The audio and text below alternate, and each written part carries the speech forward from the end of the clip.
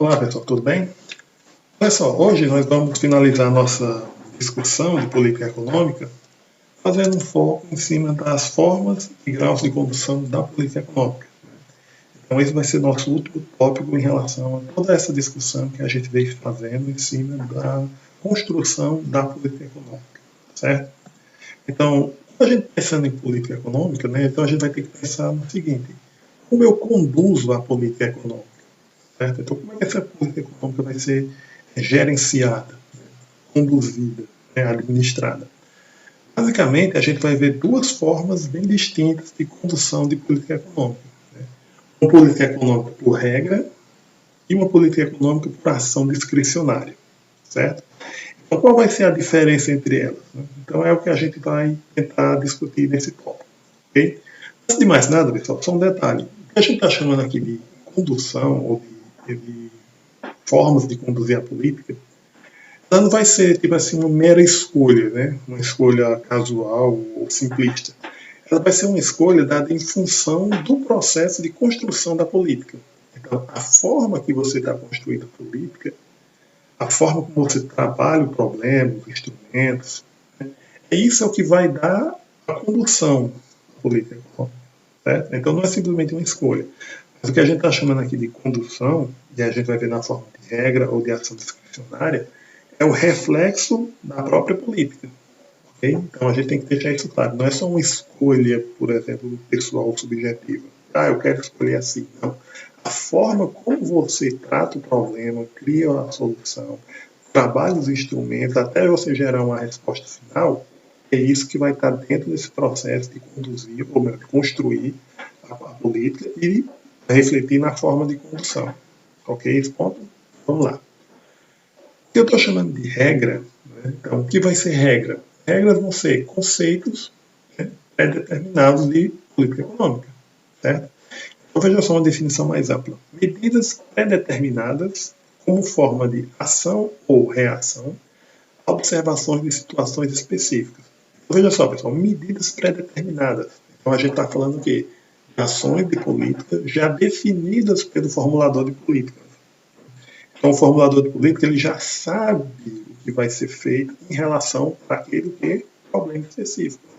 Como essa política vai gerar a ação ou a reação diante da perturbação que ele está tratando, que ele está diagnosticando. Certo? E o detalhe é isso, não é nem só que ele conhece, mas aí tem a segunda parte, qual é? Que são anunciadas antecipadamente aos agentes. Né? Então é esse ponto aqui que também a gente precisa destacar. Né? São medidas anunciadas pelos agentes. Então o que significa esse anunciado? São o fato que os agentes conhecem a política. Né? Então o mercado financeiro, os empresários, até a própria população, ela vai ter uma noção do que vai acontecer nesse processo. Né? Adiante de tal problema, o que o governo, o que o formulador de política vai implementar? Então, é isso que é algo, já, de certa forma, conhecido.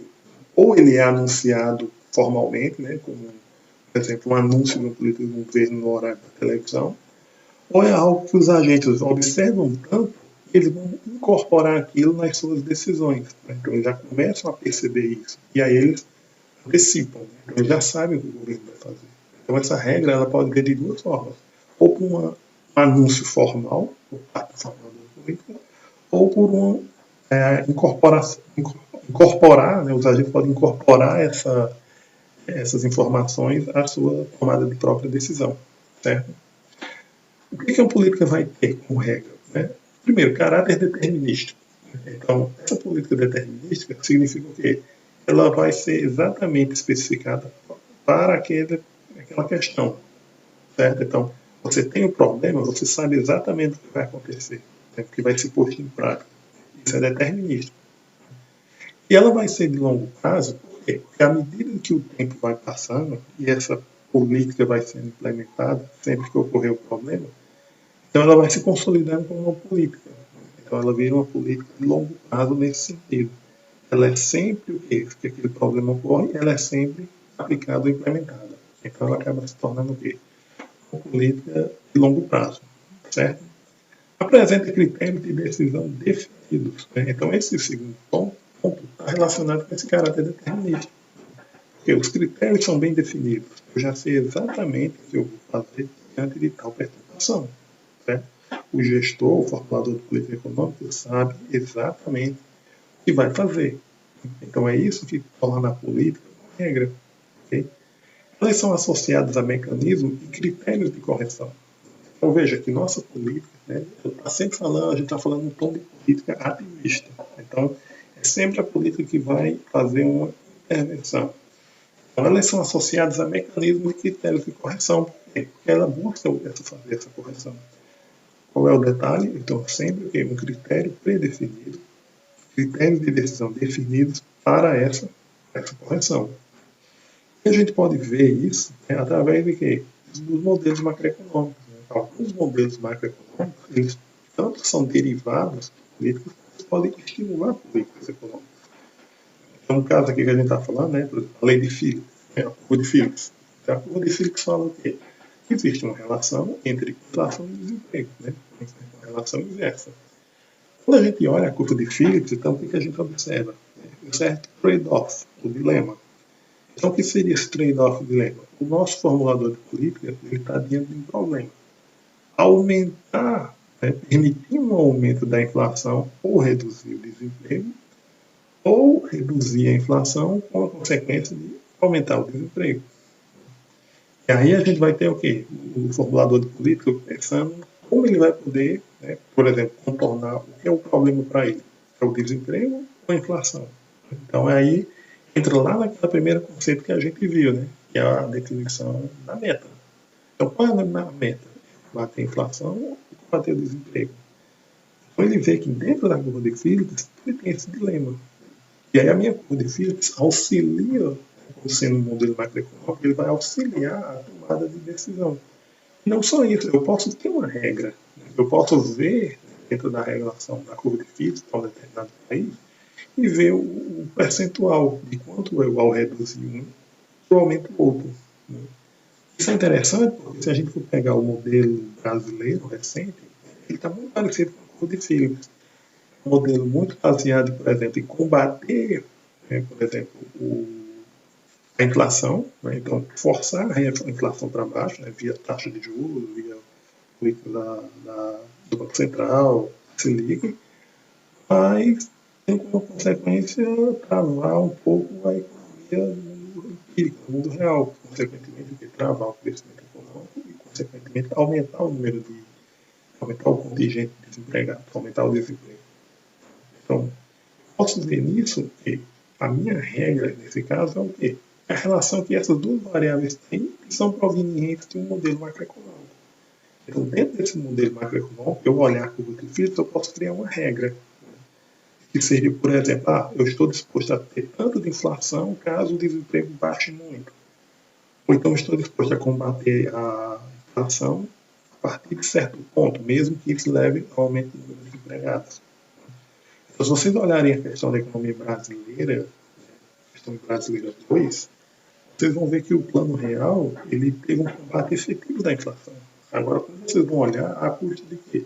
De uma âncora monetária somada a uma âncora cambial que praticamente segurou a economia, evitando o aumento da inflação. Mas que também segurou a economia na hora do crescimento econômico. Então vocês vão ver que na época lá, o ministro da Economia, Gustavo Frank, foi taxado como um cara anti-indústria. Porque estava praticamente travando a indústria brasileira de produzir. Porque a valorização cambial promovia a entrada de bens de outros países e você tinha consequentemente desemprego no Brasil. E a indústria trabalhando de uma capacidade. Então veja como os nossos modelos macroeconômicos podem ajudar a gente a ter uma definição de como é que eu posso dosar a minha política econômica. Certo? Então, a curva de Phillips tem que funcionar nesse ponto. A lei de Ogum, que é uma relação lá da oferta agregada, ela mostra algo semelhante, mas ela mostra uma relação entre o quê? Entre inflação, entre produto e emprego. Né? Então, quanto de emprego vai aumentar com o número de produto? Né? Então, é uma relação já mais direta. Então, é que eu estou pensando, quanto de produto eu vou ter para ter quanto de PIB precisa crescer para aumentar o emprego?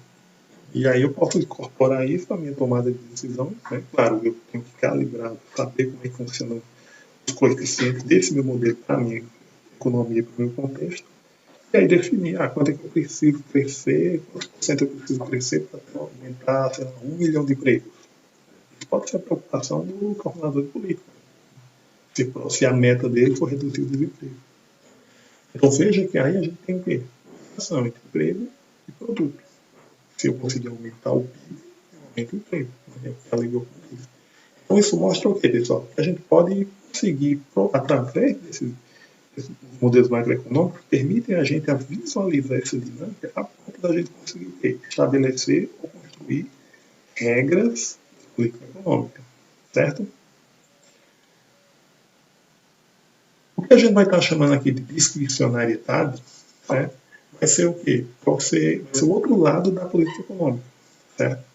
Então, veja só, o que a gente está chamando aqui de discricionariedade? Então, vão ser medidas de caráter adaptativo, usadas como resposta a perturbações específicas. Então, diferentemente lá das regras, que as perturbações geravam uma resposta pontual e determinística, aqui não. A medida adotada, né, no caso da perturbação, do problema econômico, né, a meta lá que o nosso formulador político tem, ela vai ser atingida não através de uma medida pré-determinada, mas através de uma medida adaptativa. Qual é o detalhe? Esse adaptativo acaba assumindo um aspecto temporário. Então é algo que pode ser usado hoje, não pode ser usado no futuro, ou pode não ser usado no futuro. Ela pode não ter sido implementada no passado recente. Então ela acaba sendo o quê? Algo que você está adaptando para aquele momento. Certo? E aí qual é a questão? Né? E aí já entrando nas características, veja só, pessoal, caráter de casualidade. Então é uma coisa casual, né? É uma coisa momentânea, temporária. Então sempre que a gente vê a casualidade aqui, não é uma relação de causa e efeito, mas no sentido de temporário. Causou esse efeito, né? Surgiu esse problema, veio essa medida específica, aquela situação adaptativa, pronto. Né? No futuro mais, ela pode nem ser usada. E é isso que vai dar esse outro ponto que a gente está vendo aqui, é o aspecto de quê? De curto prazo. Né? Então, o curto prazo vai ser justamente porque essa política, por ela ser adaptativa, ela não vai se perpetuar ao longo do tempo. Ela vai ser adotada hoje, ela vai ser adotada no futuro. Então, ela não vai ter longo prazo. Ela não vai ter, digamos assim, vida longa. A vida dela é curta. Então, ela vai se constituindo muitas vezes em políticas de curto prazo. Por que isso ocorre, pessoal? Tudo isso daqui, ó, alta margem de liberdade de interpretação. Então, como é que a gente vê isso daqui? O que a gente está chamando de discricionariedade está associado ao quê? A um comportamento que, de certa forma, é um pouco, vamos chamar assim, pessoal ou subjetivo. Associado a quem? Ao formulador de política. Então, nesse caso, o formulador de política, ele age com o quê? Com a alta margem de liberdade de interpretação. Então, ele vai usar as medidas econômicas que ele achar dentro da visão teórica dele, da visão política dele, da visão econômica dele, como sendo ideais para aquela questão. Certo? Então, o que acontece? Ele está sujeito à margem, né, de ver a economia, ver o problema e interpretar esse problema da forma que ele achar conveniente. E aí isso é interessante no nosso caso do Brasil, então o Brasil apresentou uma alta margem de discricionalidade por isso. Então, se vocês lembrarem lá dos planos econômicos dos anos 80, vocês viram que cada ministro da Fazenda que entrava adotava um conjunto de medidas bem distintas em relação ao ministro anterior. Por que isso? Margem de liberdade. Então, ele entrava com uma formação um pouco mais ortodoxa, um conjunto de medidas. Se ele entrasse com uma formação mais heterodoxa, ele tinha outro conjunto de medidas. Então, isso mostra como a política, por exemplo, como a política de inflação, ela refletia essa liberdade de interpretação do que os ministros da Fazenda tinham ao tratar o problema da inflação. Então, ela está sempre sujeita a essa discricionariedade por conta dessa característica. E essa casualidade, ela pode ou não gerar respostas de acordo com essa interpretação aqui. Por quê? Como a gente está trabalhando com uma margem de interpretação maior, eu também estou sujeito a uma maior possibilidade de erro. Eu posso formular políticas que podem gerar respostas. E aí a gente pega novamente os anos 80 nesse sentido. Os anos 80 eles têm essa característica. Então, todos aqueles planos que vocês viram, eles não geraram o quê? Resposta por conta de quê? De erros de interpretação. As políticas, por exemplo, cortar os zeros, não surtia nenhum efeito. Então, é um erro de interpretação. Que acontece. Né? Então, por isso, quando você tem altas margens de liberdade, pode haver o quê? Erros de interpretação. E aí você gera políticas que não vão dar resposta. Outro detalhe, e é um pouco mais, digamos assim, perigoso, né, é o fato que no modelo discricionário existe muita margem para a condução da política por forma extraeconômica. O que a gente está querendo se referir com isso? Por exemplo, você tentar fazer a condução da política econômica, mas, por exemplo, pautada num viés ideológico. Eu quero fazer isso porque dentro dessa visão política, dessa visão ideológica que eu sigo, é o melhor. E aí, por exemplo, a gente tem exemplos até aqui na América do Sul, né, de países onde os presidentes do Banco Central, presidentes do Ministério da Fazenda, implementaram medidas, né, baseadas em ideologias econômicas ou ideologias políticas e tiveram resultados econômicos catastróficos. Então, esse é um exemplo. Então, a gente tem que estar pensando nisso. Né? Uma outra questão que a gente pode ter aqui é a questão de interesses pessoais, interesses ganhos através do Estado, coisa lá no setor público, que a gente chama de head sinking. Então, quando você se beneficia do Estado para fazer algumas coisas. A gente traduz basicamente como corrupção. Então, são ganhos. Então, lá em setor público, você vê melhor essa parte. Head sinking, ganhos por corrupção, e isso também é uma coisa que a gente vê muito no próprio noticiário, né, no nosso noticiário local, isso, né? O governador fez isso e se beneficiou com tal obra. Né? Então, isso é um pouco perigoso, né? Porque não tem como você explicar a política econômica por uma forma não econômica. Só que diante novamente, a margem de liberdade, pode haver essa questão de elementos não econômicos, extra-econômicos, influenciarem ou tomarem parte na decisão ou na formação de políticas. Né? E aí se torna algo perigoso. Emprego da política, né, outro ponto é emprego da política, por esse critério, exige credibilidade diante dos agentes. Qual? Discricionariedade.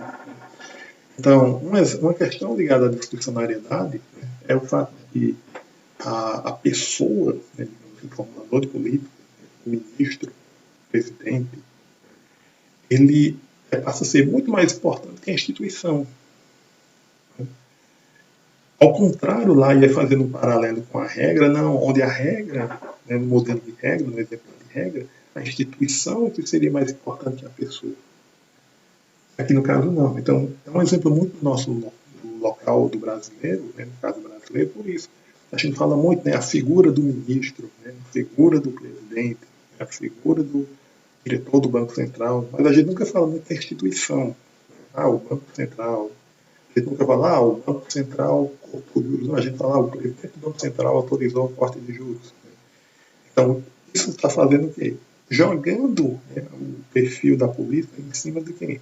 A pessoa que formula a política, o agente. Para esse agente conseguir implementar as políticas, ele precisa de credibilidade. Ele precisa, por exemplo, que os mercados confiem nele, que os empresários confiem nele, que a própria população confie nele.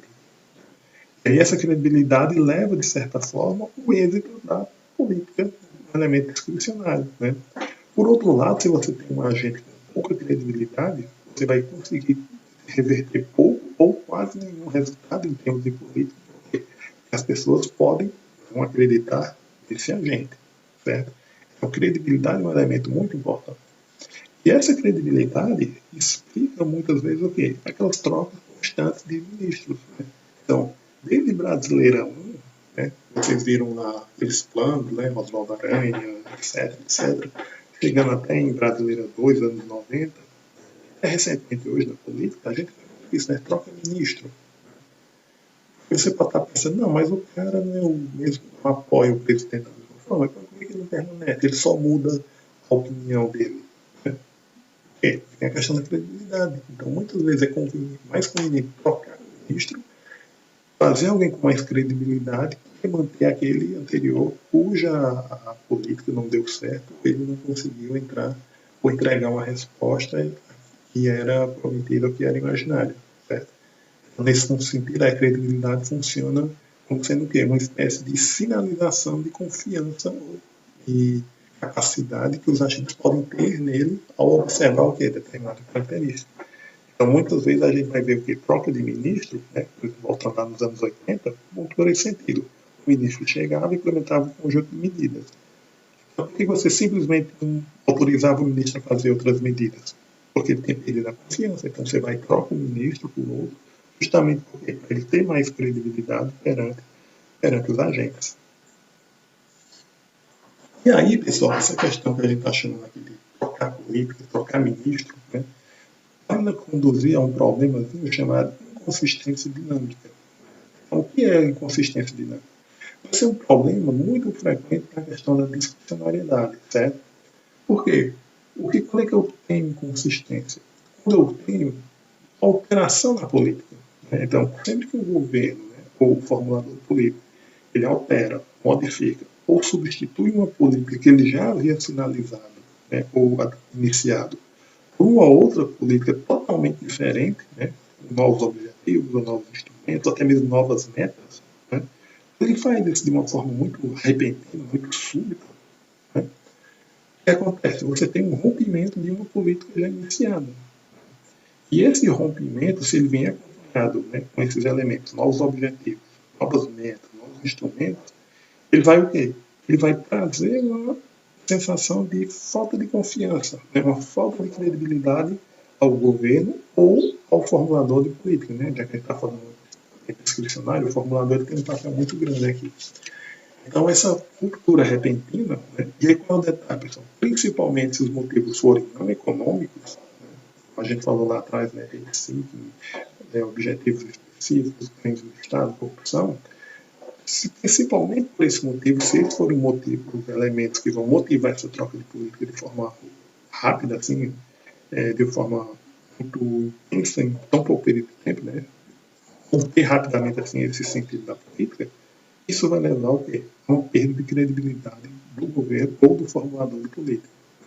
Então é uma coisa muito tênue. Por quê? Porque a gente vê isso muito, por exemplo, lá novamente, voltando aos planos de inflação dos anos 80, teve um conjunto de medidas associado a outro conjunto de medidas.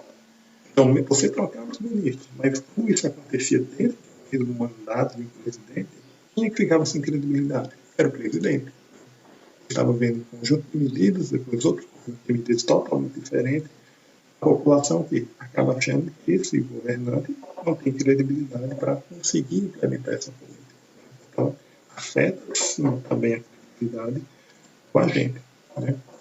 E uma coisa que a gente pode discutir em cima disso, pessoal, é um exemplo sobre a questão de, por exemplo, autonomia do Banco Central, né? Entre sendo uma regra ou discricionalidade. Esse é um ponto que a gente pode discutir. Por quê, pessoal? Porque muitas vezes esse discurso de autonomia do Banco Central ele é muito colocado do ponto de vista ideológico. Né? Pessoas liberais querem a autonomia do Banco Central. Pessoas mais heterodoxas não querem a autonomia do Banco Central. Só que a par da ideologia, a gente tem que ver o quê, pessoal? O sentido por trás disso. Então, qual é a questão? O Banco Central como um instrumento de política, certo? E como instrumento de política, ele pode ter dois caminhos. Ele pode intervir, ele pode não intervir. Então, sendo autônomo, né, o Banco Central ele poderia empregar regras de política monetária, priorizando a estabilidade das variáveis monetárias, que é o que acontece lá no FED, né, que é o Federal Reserve, a Reserva Federal, como é chamado o Banco Central dos Estados Unidos. Então, o que a gente está chamando aqui de empregar medidas, empregar regras? Por que eu estou dizendo aqui que, no caso, ele vai empregar regras sendo livre, tendo uma autonomia? Porque ele não vai estar ligado diretamente à gestão do governo federal. Então ele não precisa seguir o que o governo federal ele quer. Certo? Então ele vai empregar o quê? As regras, então ele vai empregar medidas que ele acha conveniente, ele, central, para a estabilidade das variáveis monetárias. Então, se você lembrar aqui aquelas funções, né, do Banco Central que vocês aprenderam no macroeconômico, elas diz lá que o Banco Central é a reserva, né, é o banco dos bancos. Então ele tem o controle dos bancos. Né? E também dentro desse controle está a questão das variáveis monetárias, que controla os bancos e, consequentemente, as variáveis monetárias, taxa de juros. Então, se ele for, se ele estiver tão ligado a isso, ele vai se preocupar exclusivamente com o quê? Política monetária. E aí ele pode conduzir medidas monetárias priorizando o quê? A estabilidade do sistema monetário, certo? Um caso muito comum dentro dessa questão, né, comum ou recente, digamos assim, é que até hoje o Banco Central Americano, o Fed, ele usa taxas de juros baixíssimas. Por quê? Porque ele tem uma visão de que se ele alterar muito as taxas de juros, ele vai afetar a economia. E aí um detalhe, pessoal, não só a taxa de juros, mas a oferta de moeda. A oferta de moeda feita pelo Fed, pelo Banco Central, ela é sempre cometida. Né? Então, a taxa de juros quanto a oferta de moeda, elas não crescem, por exemplo, nem a 1% ao mês. Tudo bem, a gente teve agora esse episódio, né, recente da pandemia, que os agentes precisavam, né, de um estímulo a investir, e aí, por exemplo, o Banco Central baixou ainda mais, né? Mas com a economia normal, ele sempre manteve um patamar bem ali controlado, próximo de 1%. Então isso era para não gerar pressões inflacionárias. A vantagem disso é que isso gera um poder de compra maior. Então, por exemplo, o americano que tem $1.000 guardados em casa, ele vai ter pouca perda. Porque você nem vai ter taxas de juros muito elevadas, por outro lado também você não tem uma pressão inflacionária da oferta de moeda alta. Então isso é uma visão, né, que o Fed dos Estados Unidos implementa e funciona como uma regra. Por quê? Porque os agentes sabem que a taxa de juros e a oferta de moeda vai ser sempre em quê? Aquele patamar, período após período.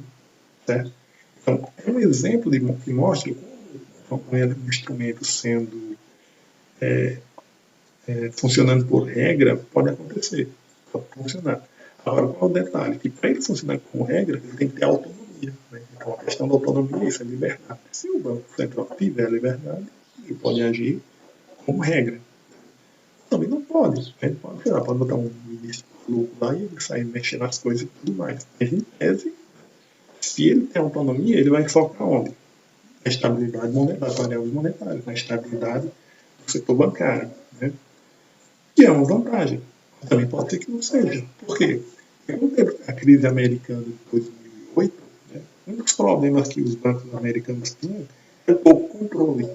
Né? Então, por quê? Porque o Banco Central americano ele deu tanta autonomia, né, nessa questão dos bancos, que os bancos estavam fazendo coisas estranhas, né, como, por exemplo, balanços equivocados, balanços fraudulentos, e ele não tinha muito controle sobre isso. Então, isso foi um ponto negativo. Né? E aí, depois da crise, o Banco Central americano passou a ser mais rígido com os bancos na questão dos balanços, né, na questão do controle bancário, assim, dos relatórios dos bancos. Né? Então, novamente, uma coisa que ele pode fazer, por quê? Porque ele tem a autonomia para isso. Certo? Comparando com outro exemplo, né, que é o caso discricionário, né? Então, o Banco Central, num ambiente discricionário, né, ele é o quê? Ele é vinculado ao governo. Então, quem nomeia o presidente do Banco Central? O presidente. Aí. E nesse caso, o Banco Central passa a ter decisões regidas pela discricionariedade. Por quê? Porque o Banco Central vai seguir quem é aquele presidente do Banco Central que foi nomeado pelo presidente do país, segue, ou como ele vê a economia. Então, a partir desse momento, o Banco Central, o que ele vai fazer?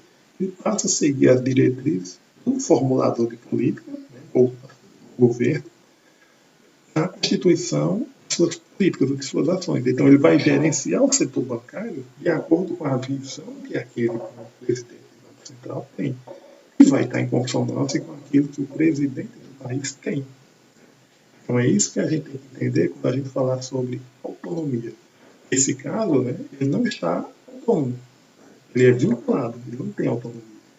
Se ele não tem autonomia, ele vai estar sempre seguindo aquilo que o presidente do Banco Central faz. Mas como o presidente do Banco Central ele segue um líder maior, que é o presidente, né, ele cumpre, né, a agenda, ele tem um ideal, uma visão de como vai gerenciar o Banco Central, então acaba sendo o quê? Uma ação discricionária. Então, as políticas e as formulações tomadas pelo Banco Central, nesse caso, acabam sendo o quê? Discricionárias. como é o caso nosso, né, o Banco Central brasileiro. Ok? Então, olha só, pessoal, isso que a gente falou diz respeito à forma, né, à estrutura da política econômica. Por outro lado, você vai ter o quê? O grau de condução da política. O grau de condução, pessoal, a gente vai estar falando de intensidade da política econômica. Né? Então, quando a gente fala em intensidade, muitas vezes denota o quê? Força. Né? Então, algo mais forte ou mais fraco. Então, a política econômica ela também pode ser vista dessa forma. Né? Ela pode ser implementada com mais intensidade ou menos intensidade. Mais força ou menos força. Por quê? Porque a política, né, afeta a economia de formas diferentes. Eu posso ter um choque, uma política muito forte, um choque, eu vou comentar lá na frente, um pouquinho, esse choque. Esse choque ele pode trazer um resultado em algumas variáveis e outras não. Né?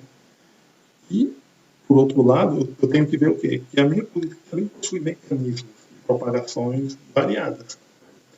Então, de acordo com aquele meu instrumento, ou com aquela minha característica, a política pode ter um resultado muito intenso, muito rápido, mais devagar.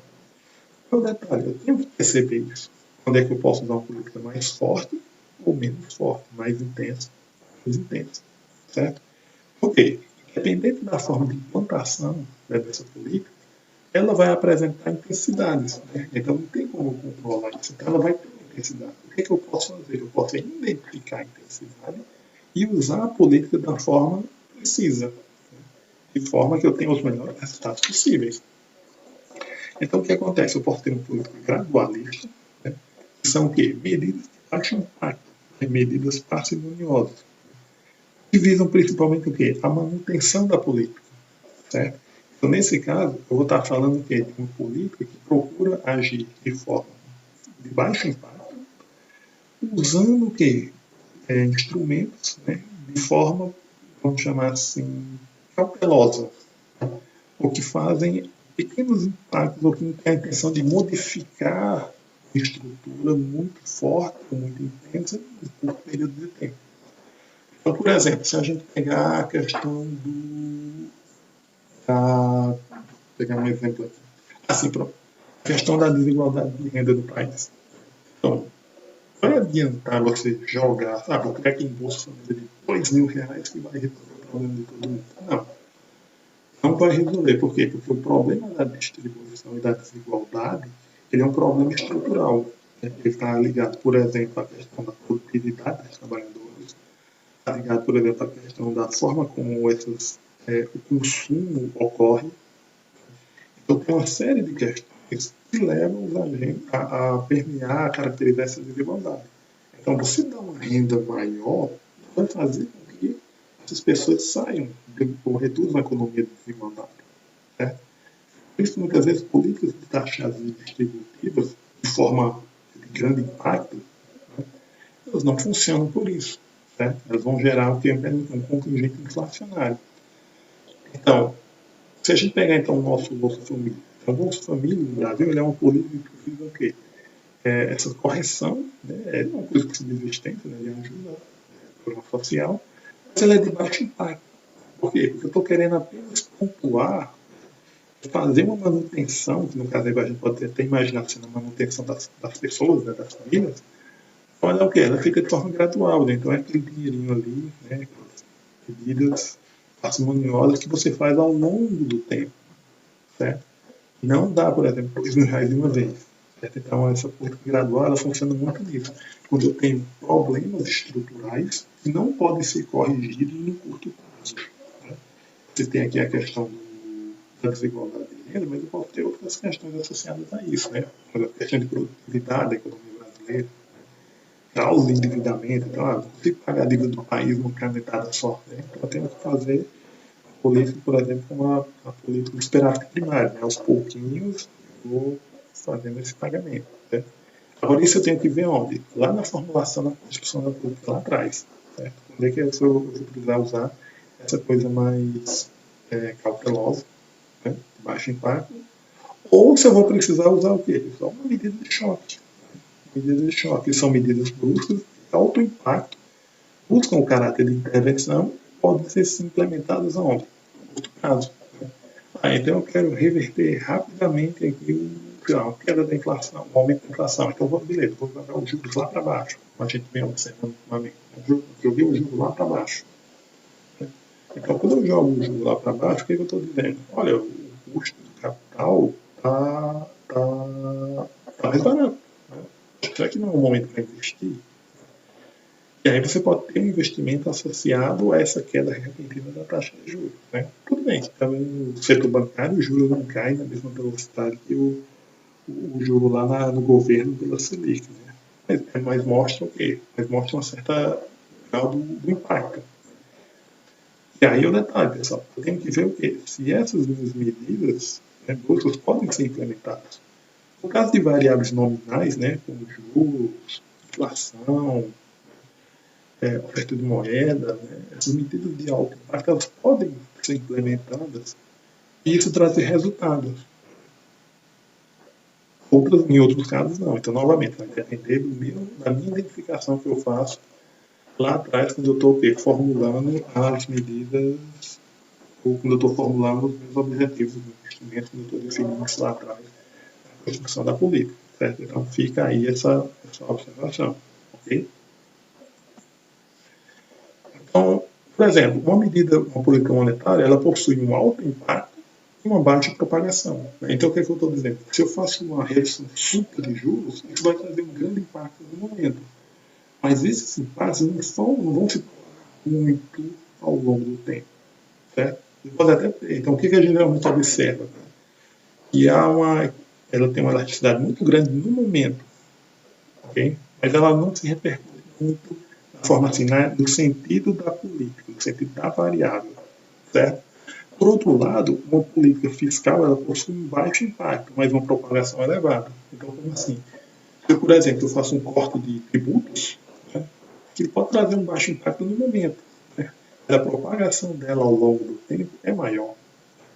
E aí isso é interessante, porque lá no ISLM, né, quando vocês viram a combinação de políticas. Então, usar uma política fiscal e uma política monetária. E o que é interessante? Porque lá em ISLM, vocês viam né, aqueles deltazinhos, né, os deslocamentos das curvas, tipo, na mesma intensidade. Os deltas é o mesmo. Mas na vida real, não. Justamente por isso. Né? Elas têm impactos de curto prazo e propagação, que seria os efeitos de longo prazo, diferentes. Então, cara, aí lá você adota igual, que é mais fácil você até mexer nos gráficos, né? Mas na prática, ela tem esses caráteres definidos. Então, por exemplo, eu quero trazer um efeito, eu quero combater o desemprego. O que você vai usar? Você vai usar política fiscal ou política monetária? Né? Você pode usar os dois, né? Porque um pode trazer um impacto muito grande no prazo, e a outra pode trazer efeitos prazo. Mas não são efeitos iguais como você viu lá no ISLM. Né? Porque todos os instrumentos de política podem ser usados né, para manutenção ou choque, cabendo ser uso ao governo. Então quem decide isso é o quê? É o nosso formulador de política. Só lembrando esse ponto, pessoal, é sempre o quê? Você pode até usar uma política monetária ou fiscal, como lá no exemplo do modelo ISLM. Né? Mas sempre lembrando que ela tem características diferentes. Cabe ao formulador, né, o cara que faz a política, saber qual é o objetivo que ele quer atingir e como ele vai atingir. E aí isso faz com que ele use a política, o instrumento ideal, né? Por exemplo, um aumento de emprego, um aumento de PIB, né? Mas ele tem que considerar também o quê? Essa diferença de política fiscal e política monetária. Então, pessoal, rápidas conclusões sobre isso que a gente comentou. Né? Então, o que a gente pode dizer?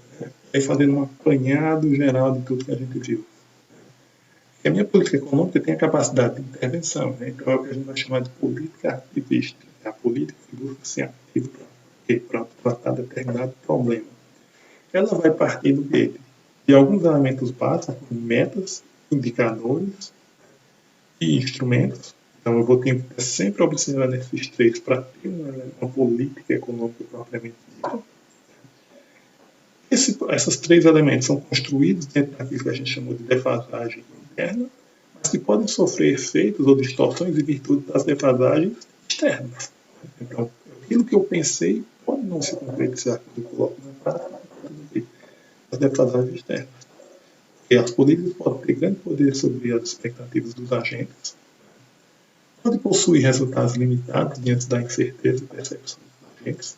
Então a gente tem que ter sempre isso na mente. Certo? Então as políticas podem ter efeitos limitados, elas podem não sair da forma como a recepção dos agentes.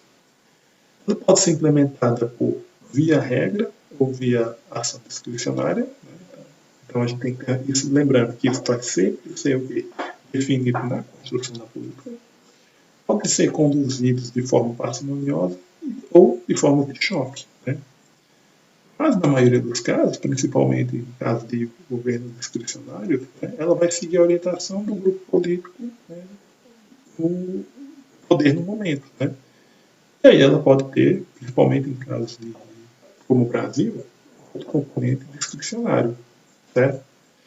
E aí, pessoal, queria só finalizar, para a gente ter um pouco de percepção, é isso, né? Que fora esses debates políticos, a gente tem que ter o seguinte, pessoal.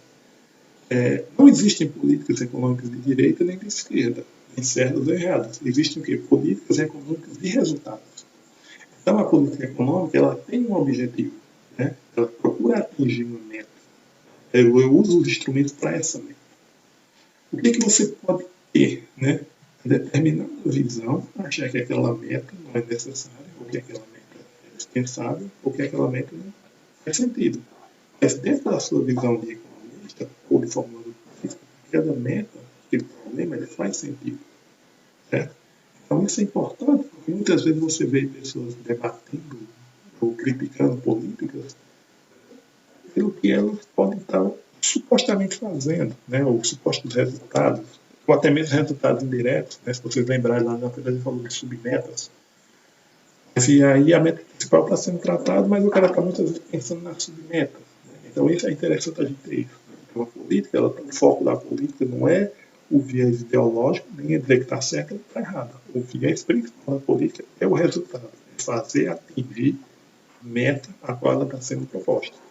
E é assim que a gente, como economistas, temos que ver as políticas. Né? Claro, se você tem uma orientação ideológica, isso vai fazer talvez que você até fique em dúvida sobre aquela política ou sobre aquela meta. Né? Mas sabendo que a política, né, a política como instrumento, né, ela é parcial. Né? Ela é um instrumento, é igual um remédio. Ela segue, vai atingir determinado resultado. Então, vamos ficar sempre com essa ideia, né? As políticas existem para atingir resultados. Ok? Eu fico por aqui, pessoal. A gente se vê no próximo vídeo aí. Até mais.